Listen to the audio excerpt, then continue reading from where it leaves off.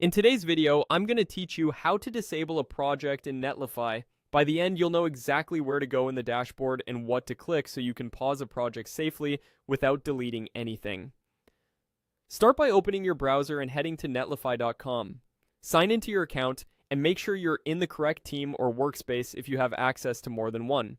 This matters because projects are scoped to a team and you want to disable the right one. Once you're in, you'll be looking for the main navigation on the left side of the dashboard.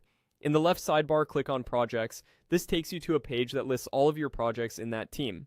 Think of it as the command center where you can quickly see which projects are active and drill into any one you need to manage. If you don't immediately see projects, double check that you're in the correct team context using the switcher at the top of the interface.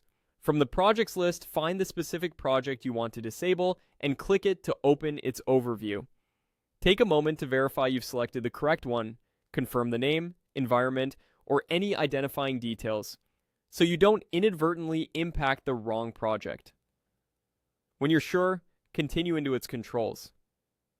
Inside the project, look for project configuration. This is the area where core settings live, including status controls that affect deploys and availability.